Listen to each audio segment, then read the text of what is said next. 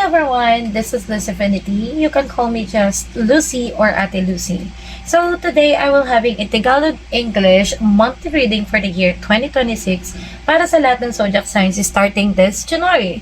I'm a tarot and astrologer since 2019 and started my YouTube way back 2020 pandemic era. Basically, this is my comeback sa YouTube channel para sa mga lovely clients ko and future clients, guidance and healing. My readings focusing more on astrological placements. Kaya mas maganda po kung alam nyo ang inyong birth chart, natal chart for accuracy and timely readings. How to know your birth chart? Simply go to the Google and search birth chart, natal chart calculator. Dapat tama ang date of birth, time of birth, and birthplace. Kung di alam ang oras, pull up your birth certificate or ask your parents kasi importante po na tama ang details. The importance of knowing your chart is to guide you, heal you, and help you succeed in this lifetime. Let your astrologer read your chart for you, and I can help that for you. For everyone na makaka-resonate sa readings ko today, kindly leave a comment in the comment section. For everyone na mas gusto ng depth reading, kindly add me on my social media accounts in the description box and book a reading. Thank you and may light guide your way infinitely. So, let's start your reading. Hi Leos, Sun, Moon, Rising, and Venus. This is your month of January 2026 monthly reading. So, kung hindi nyo po alam kung ano yung birth chart nyo, look up nyo lang po, okay? Sa Google, search nyo lang birth chart, natal chart calculator, tapos ilagay nyo lang yung details nyo, birthday, birth time, birthdays. Kailangan tama po yung details para accurate yung readings, okay? So, mas magre-resonate po kasi ito kapag kapag alam nyo yung birth chart nyo. Okay, so, your first card is Hierophant. Hierophant. You may be dealing with a Taurus in your lifetime right now, or maybe you have Taurus in your chart. Okay, another one is the King of Coins. Someone need authority. You don't have... Okay. What is this? You're trying to reunite with whom? Okay, last two cards for Leo, Sun, Moon, Rising, and Venus. Okay.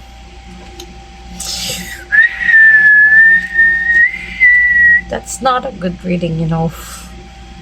Okay. Alam mo ba, Leo, Sun, Moon, Rising, your current energy right now is the Hierophant. Maybe you're Taurus, Sun and Moon, or Rising, ganon. Siguro meron kang Taurus sa yung placement. So, this is a major one. You know what? The Hierophant it means you value your life.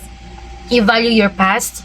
You value like your past self, yung mga na-achieve mo na, yung mga nagawa mo sa iba.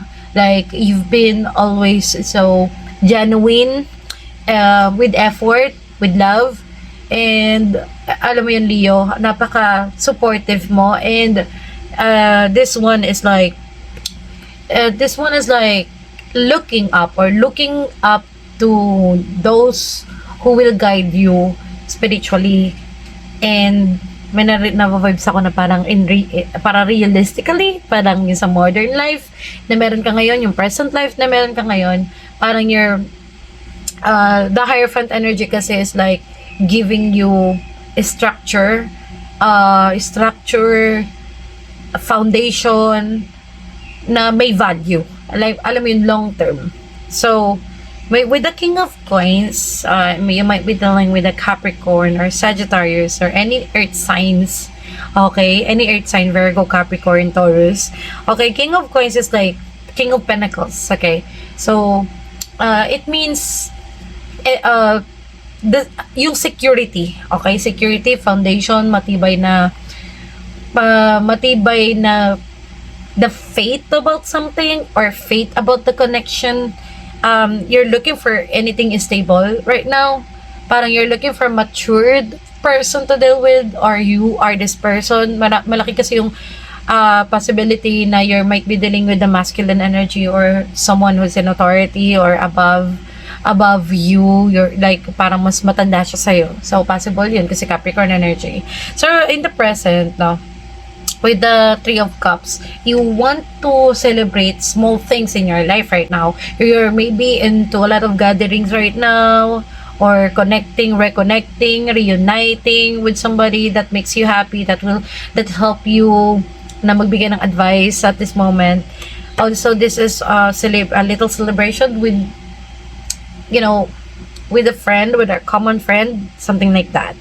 So, the person you're dealing with right now, or the situation right now, is may 5 of swords and 7 of swords. You know what? This is not good. At this January, pwedeng marami kang mga ginagawa pa. Alam mo yun, marami ka pang mga naiisip right now, Leo, na parang tinitignan mo kung worth it ba to. 7 of swords, it shows na from 5 to 7 may dalawang bagay kang sinubukan na ilaban, pero siguro dalawang bagay o two major people, or people na lang, ganyan, or situation, or dalawang taon, whatever is that two, no? Na tinanggal mo na sa buhay mo. Parang nakikita ko sa 7-5, parang tawag dito, babaguhin mo na yung situation mo. Hindi mo na papayagan na yung taong to makagawa sa'yo ng bagay na kasasama ng loob mo. Someone is deceitful. Like, basta, someone is lying here. You know, may nagsisinungaling dito sa mga bagay na pinapakita sa'yo. Careful with that. May mga bagay din dito na parang maybe you're lying to yourself that you're happy with this relationship, but you're not. You're trying to be happy as much as you can. You're trying to celebrate kasi somehow may nakita ko dito almost relationship or almost wedding, but it's not happening.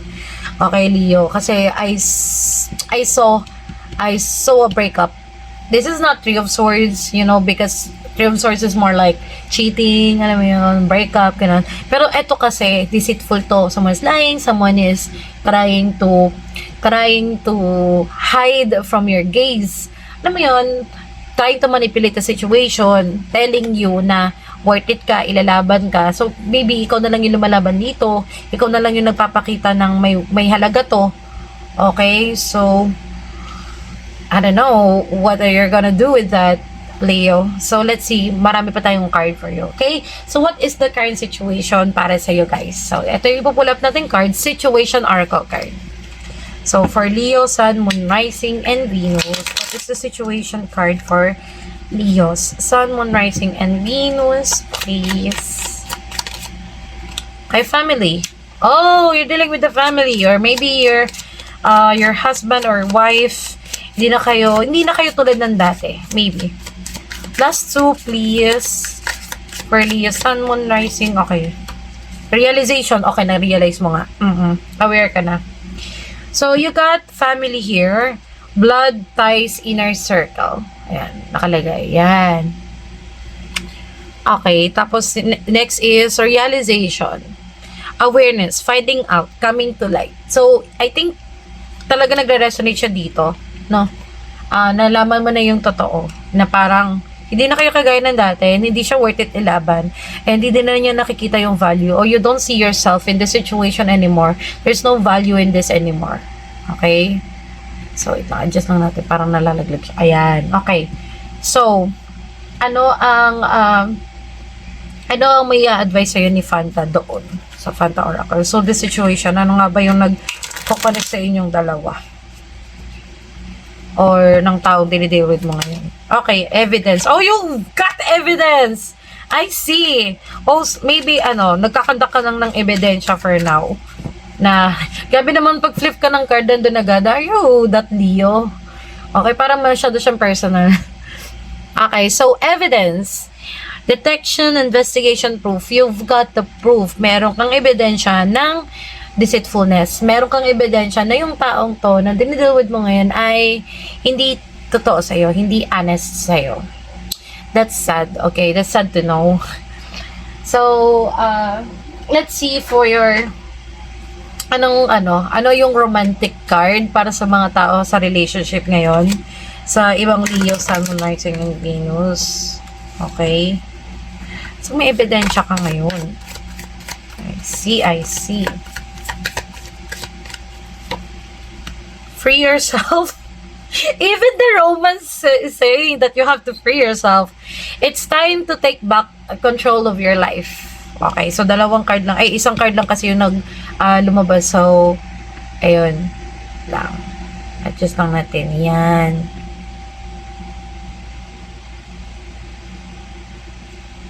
Okay. Nag-ano kasi si camera. Yan, okay. So, sabi dito, you have to free yourself. Okay, so pakawalan mo na yung sarili mo sa situation na yan. Okay? Leo, naiintindihan? Leo, Sun, Moon, Rising. I think it's more, parang feeling ko, mas apektado yung mga Leo Rising dito. Mas kasi, in astrology kasi, mas accurate kapag binasa mo siya sa Rising or Ascendant. Okay? So, tingnan natin sa astrological placements kung saan nangyayari ito yung mga bagay ngayon sa'yo. No? Mostly personal relationships yung nakikita ko sa'yo. Sun, Moon, Rising, and Venus in Leo. You got South Node. Okay, South Node. You know what in astrology, South Node is past life. Or, you're destined to realize. Like, ayan. In astrology kasi, tingnan mo kung anong South Node, kung anong zodiac signs meron ka sa South Node mo, and then, it will make sense. Okay? So, sa South Node in astrology, past life, maybe in your past, you're the one doing this. Maybe, yung mga realization mo, yung pagkatao mo, or the way your family treats you, it bounds because it happened in your past life. Okay? Sa past life mo, siguro ikaw yung hindi masyadong mapagmahal sa pamilya, yung mga ganun. So, ngayon, ikaw yung hindi masyadong hindi masyadong open up sa family mo, or you cannot,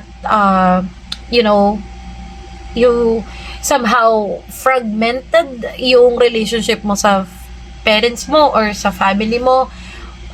Parang hindi mo nakikita na hindi malinaw yung relationship mo with them or sa current partner mo. So, may mga gut feelings ka minsan na, bakit kaya sa akin to nangyayari? Yung mga ganun. Pag nakita mo kung ano yung South Node mo, hindi ko kasi alam, guys, kung anong South Node mo. So, mas maganda kasi magpabook ka ng birth chart reading sa isang astrologer para diretso sa'yo mismo basahin. So, tingnan mo na lang kung ano yung past life mo. It might connect sa present life mo, and magkakaroon ka ng kasagutan para matanggal yung chain ng paulit-ulit, lalo na sa sitwasyon mo ngayon, Leo. Okay? So, let's go to the last,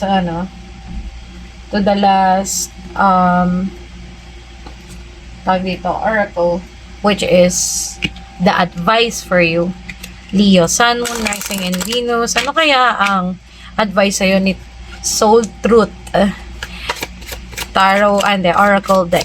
Okay, so ano po ang advice niya sa Leo, Sun, Moon, Rising, and Venus? Okay, ano man yung unang nalaglag? Nasa pinakadulo. Okay, ito. How can I be more kind to myself and offer more grace in this very moment? You know what? I've seen it a lot in Leos, no? Masyado silang harsh sa sarili nila. Or the way they treat themselves, parang lagi silang galit o mainitin ulo or stress. Or parang parang yung mga drama nila sa buhay, dinadaan nila sa, ang tatag dito, parang meron silang turn off switch. Parang may switch on, switch off. Parang ilalagay lang nila, parang nahihirapan sila maging vulnerable like that. So, you know what? If you cannot do that to yourself, you're not kind enough to yourself. Hindi ka ganun, hindi mo nabibigyan ng understanding, pangunawa, and love yung sarili mo. So, ito yung sagot niya. Growing our self-love is medicine to this world's broken heart. When you heal, we all heal. When you give yourself more grace, you are able to give the world more grace. Okay, so today's soul action, look at yourself with a grace filter. You are meant to be in this moment of your life. Release the inner critic and fill in the hole with your soul's truth that you are infinite, you are loved, and you are already there. Okay? So, yun yung may advice sa'yo ngayon, Leo. Ba't kaya galaw ng galaw yung camera ko? So, yun yung may advice sa'yo ngayon, Leo. Ang may add ko lang dun is, alam mo minsan kasi parang feeling natin wala tayong kakampi sa mundo, kaya pagdating sa sarili natin, we blame ourselves for being the bigger person always. Parang laging kapag ka nakakagawa tayo ng maganda sa ibang tao, mostly sa family mo, pag nagbibigay ka ng love, understanding, and somehow they cannot give the same back to you, you blame yourself.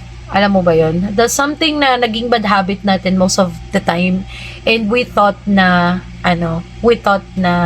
that's healthy, na parang that's normal. Kasi nga, ginagawa sa'yo to ng loved ones mo. So, actually, that's not true. Every one of us is capable of receiving love kasi we're capable of giving love. Lagi mong tatandaan na hindi sa lahat ng oras yung mga taong minamahal natin is in return kaya nilang maintindihan yung pagmamahal na meron ka para sa kanila. So, unahin mo lagi yung sarili mo, hindi yun sa pagiging selfish. Unahin mo lang yung sarili mo, but always be kind and grateful to other people. Be it either you understand them, may nabibigay sila sa'yo o hindi. Mas maganda na kahit may nabibigay ka sa iba, hindi ka pa rin nawawalan. Para hindi mo sisihin yung sarili mo, at hindi mo nakikita yung sarili mo na negative way. Yun lang naman masasabi ko sa'yo, Leo. So, sa mga Leos dyan na naka-resonate, kindly leave a message on the comment section. Kung wala naman po, sa mga hindi, may mga katanungan pat hindi na kapag resonate dito, parang hindi sa kanila yung reading. Mas maganda po, magpabook po kayo ng personal reading. So, marireach out nyo po ako sa social media accounts ko sa description box. Yun lang naman, thank you so much and see you on the next video. Bye!